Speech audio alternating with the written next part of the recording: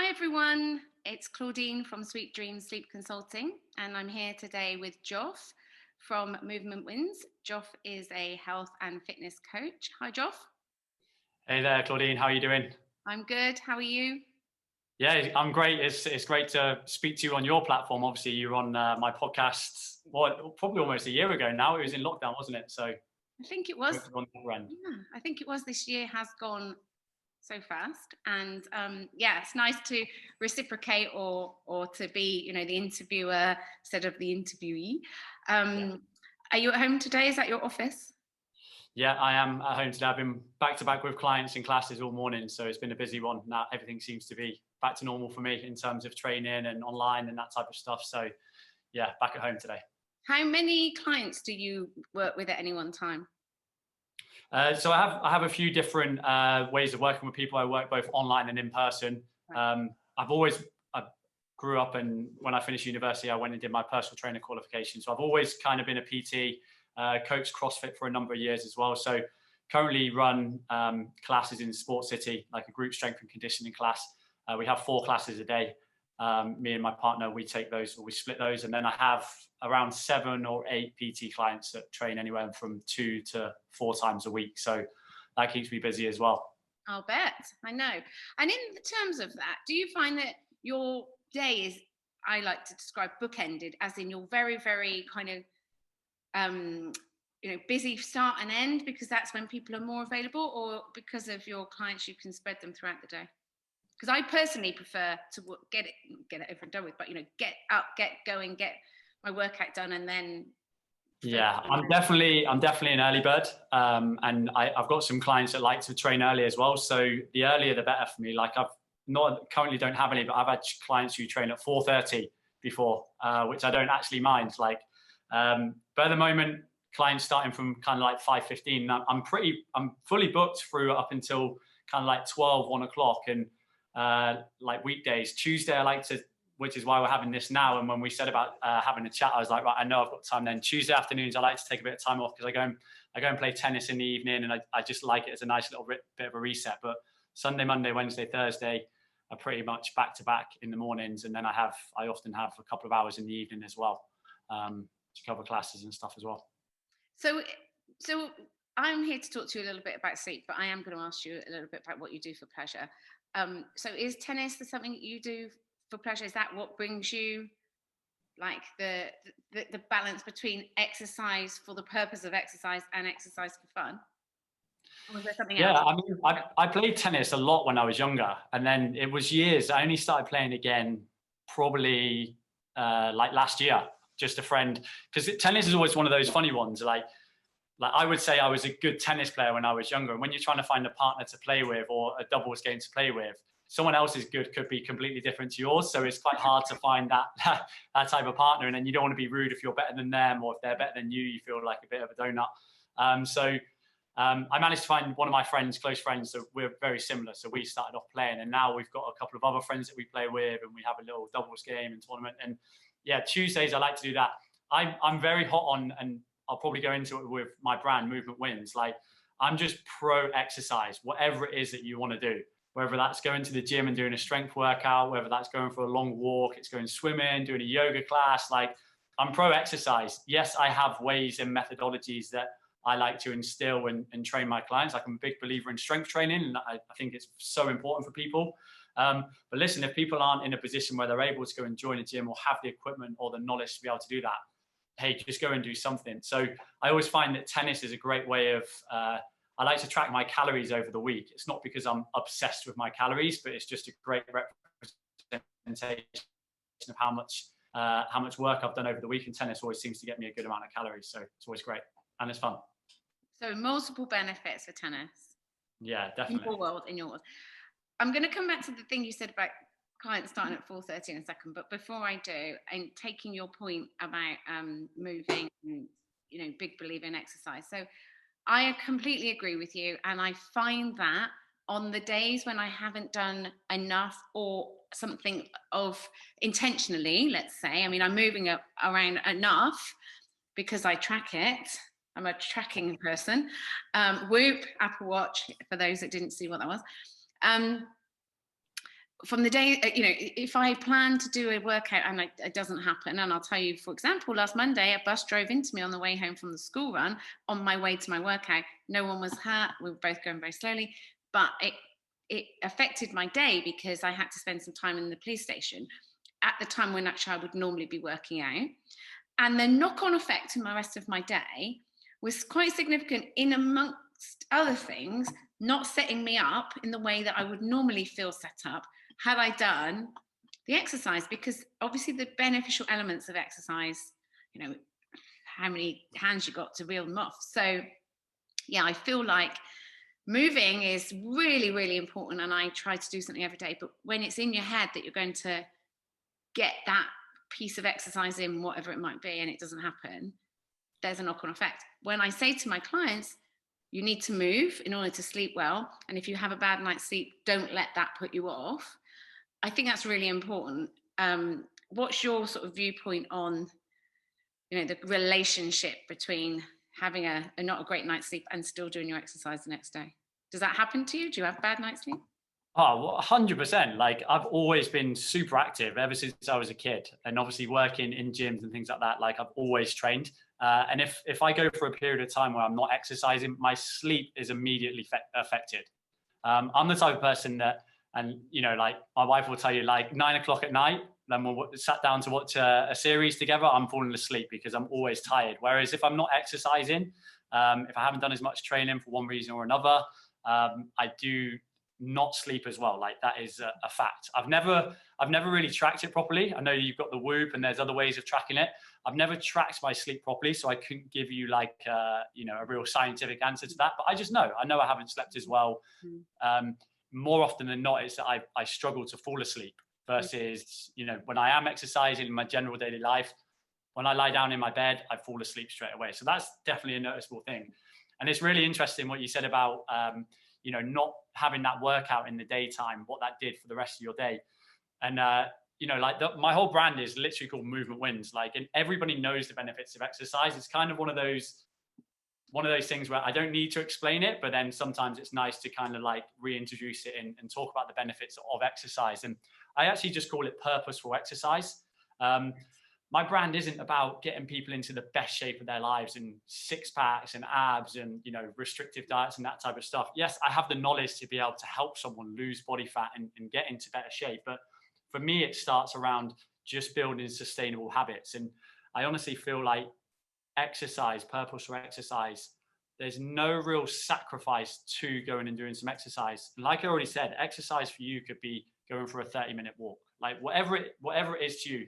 If you're sat on the sofa and you make the decision to go, yeah, I'm going to go and walk for 30 minutes, that is purposeful exercise.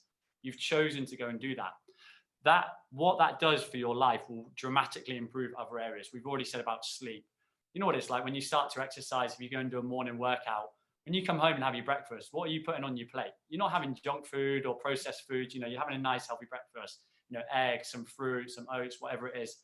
That knock-on effect of exercise as like a keystone habit is, you just can't underestimate it. You're going to start to make better choices with your food. Your mood is going to be better. Your sleep is going to be better. Just everything can improve from that one keystone habit.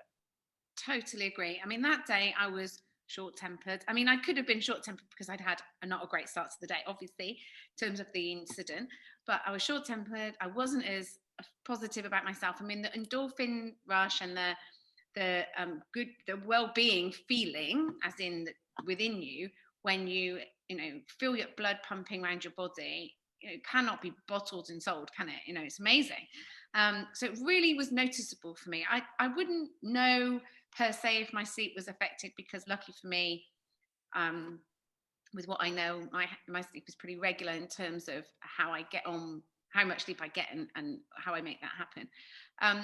But yeah, I love that phrase, purposeful exercise, and I do agree with you. And this morning I was a bit pressed for time, so I just walked for 30 minutes, and I went outside and walked. I didn't go to the treadmill because I wanted to be in the environment. Okay, not the nicest, cleanest, sweetest smelling environment in Dubai investment parks. Yeah. However, it was certainly worth it to just feel a bit of sun on my skin and all of that kind of thing. So I completely agree So with you. one of the things that I have, and it's the nickname of it is the Slacker Tracker. So I literally hook up to people's heart rate monitors. So whether it's Fitbit, Garmin, Polar, Apple Watch. So then I set them a target based on what I know about them and their lifestyle. So everybody's got different amounts of time they can spend training, current fitness levels, goal fitness levels, what they have available, that type of stuff. So I'll literally set them a target for the week, and then everything is automated. So it's not a case of me texting you, hey, Claudine, did you work out today? Like, that information is already fed through to me automatically. And there's nothing, like I said before, I've been a fitness coach for years and years now. I have my methodologies and my ways of training people. Do I think that that is the only way? Do I think I'm the best coach in the world and everybody should follow my protocols? Hell no, like, definitely not. There's so many great coaches around and so many great gyms. I actually think that the location of a gym and the location of a coach should govern more your decision of where you're training, because obviously availability of getting there. But what that does is, if you've told me that you can do 3 strength training workouts in the week and maybe a high intensity, and you can do this, that, or the other. That's the goal, to do it. But then, hey, what did you say? Hit by a bus? That's a hell of a story in the morning. Hit by a bus. Not me, the car. I was lucky for me. I went to the police station and they found in my favour, which I was fairly sure they would because of what had happened. But yeah, I mean, the bus drove into my car. I mean, that's so then you get home at night, and yeah, you couldn't make it to the gym, but do you know what? You have that target we've agreed, and you still feel like you want to go and do it. Right, I'm going to do it at home, stick something on YouTube, or I'm going to do a workout off an app. Yeah, it wasn't the ideal that we set out, but movement is going to build into the other areas of your life that we've spoken about already. Exactly. I mean, we are really lucky here where we live, in that I have a gym that's available to me as a resident, literally like 5 paces from my front door. I've got gym memberships available to me within a reasonably close vicinity of my home. My son has got a trampoline in the back garden that I could be jumping on. We've got a swimming pool in our back garden that I could be jumping on, and actually there's a swimming pool next to our gym. I've got 2 dogs, so I've got no excuse to not walk every single day. So I've got plenty of opportunity to move. Did you just hear that? The dog is the best bit of accountability, isn't it? It is, really. I mean, I've got 2 dogs that would be walked, take as much or as little exercise as is available. So if I offered to walk them, 3-4 times a day, they'd be there, ready. So that's good. And I mean, there'd be people watching this from potentially all over the globe, and we were very lucky in Dubai in the sense of, we have favourable weather at 6 months of the year, where we absolutely are certain we can be outside doing something in the open air. Obviously, we've got plenty of facilities, good facilities, good gyms and other exercise facilities for internal exercise. So we're blessed in that sense, of course. So let me ask you this question that you mentioned at the start, about clients of yours training with you at 4:30 in the morning.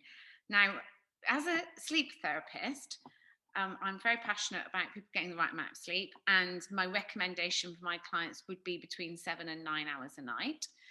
The thinking behind that is that we should be awake for 2/3 of the day and asleep for 2/3 of the day. Or, for another way of saying it, is for every 2 hours we're awake, we need an hour of sleep.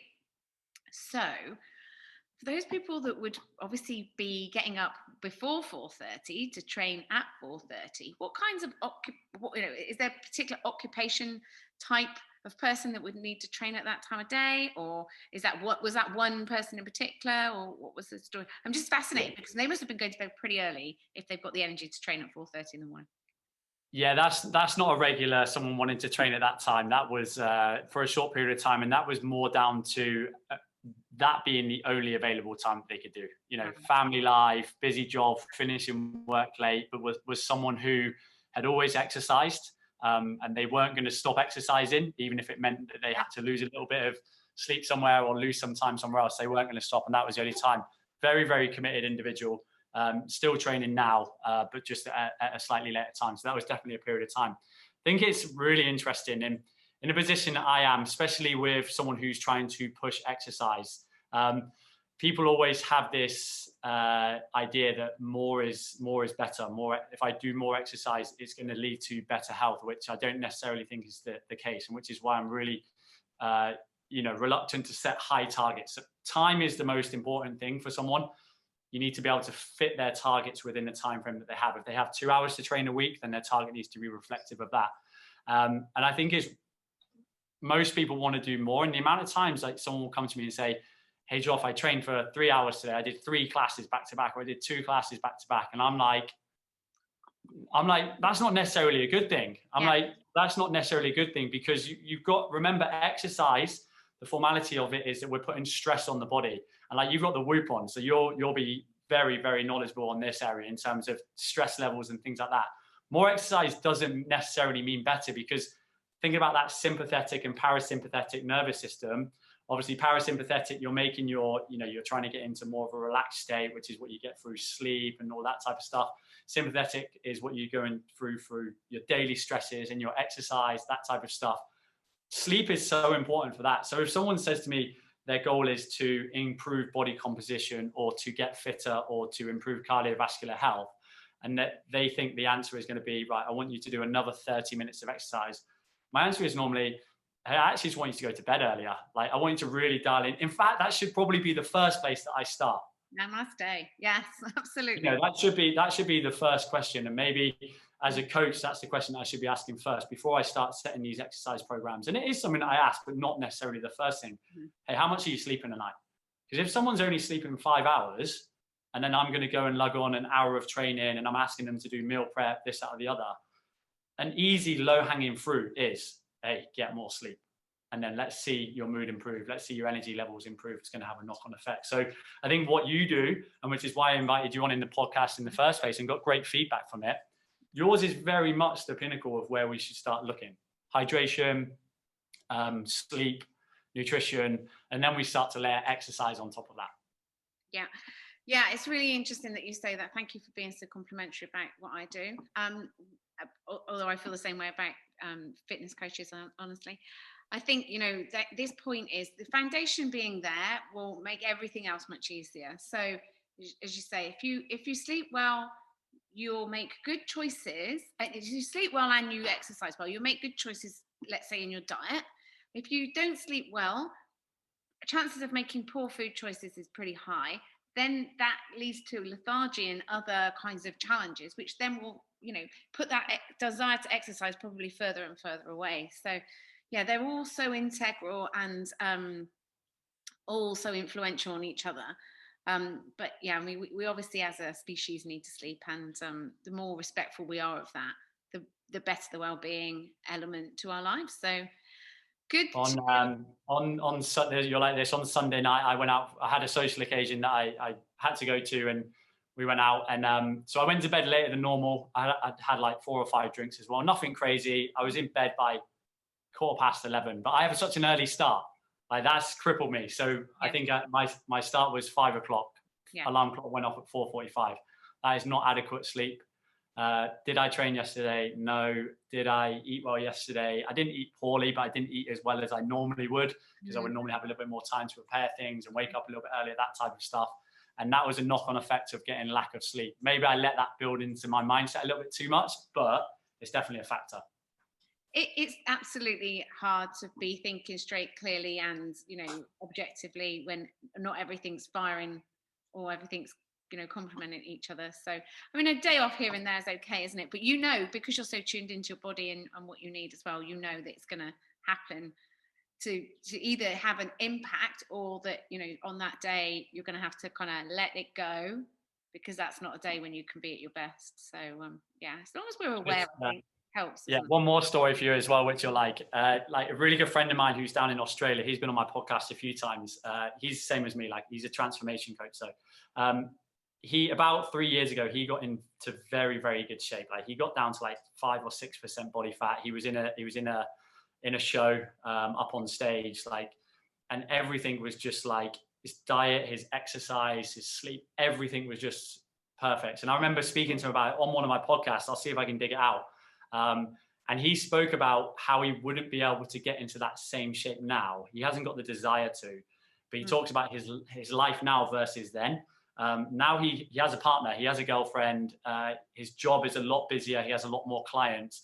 He said when he got into the best shape that he was in, he was going to bed at 7:30 in the evening and waking up at 5 o'clock in the morning, 5 o'clock to go and do his fasted cardio, the stuff that he needed to do to obviously reduce his body fat even more.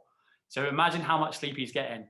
Wow. He said, I can't go to bed at 7:30 now. One, because I'm working till 8 o'clock. Two, because if I go home and I just tell my girlfriend I'm going to bed, like there's going to be an issue there. Yeah. So there's all these other things that play into it, and you go, but he puts sleep so important that he needed to go to bed at 7:30. 28-year-old guy on a Friday, Saturday night, he's doing that to get to obviously what his ultimate goal was. Yeah, I mean, look, that is very impressive. I think it is, there's obviously so much research about goal setting and how impactful and powerful it is. And, kudos to anyone who's got that motivation and desire. Because that's a real commitment factor that you need to be wanting. I am one of those people that actually, I am the kind of person that can get up early and also like to stay up late. So it's not a great kind of combination really, because I do enjoy going to bed earlier, but I also kind of do enjoy sort of later in the evening things. I could not imagine going to bed at 7:30, but I know if I did, I'd feel fantastic. Yeah, I can't imagine going to bed at 7:30 just because I have such a busy life that by 7:30, I'm just putting my son to bed. So, I need some me time, but I'm sure he must have woken up every morning thinking he could run a marathon before he did his fasted cardio. and that's one of those, obviously with what I do, I get so many people that, from a body composition standpoint, they do want to get into better shape. They do want to, see their abs and lose body fat. And then my job as a coach and other coaches as well is to give them the realization of where they might need to make sacrifices. It's all right saying that you want to, get to less than 10% body fat as a guy, but if you still want to go out and drink on the weekend with your friends and have a glass of wine with your partner and have a takeaway a couple of times a week, and they don't necessarily go hand in hand. And that's not me saying that it can't be done, but it's a lot easier if you're able to sacrifice and restrict those things and go to bed at 7:30 at night. Absolutely. Well, kudos to your friend. Well, thank you so much for jumping on and speaking to me today. I really appreciate it. Good to hear a bit more about Movement Wins myself, and I'm sure your listeners obviously know about Movement Wins more than mine do, but I'm sure my listeners will appreciate that little brief amount of information about it. So just tell my followers where they can find you.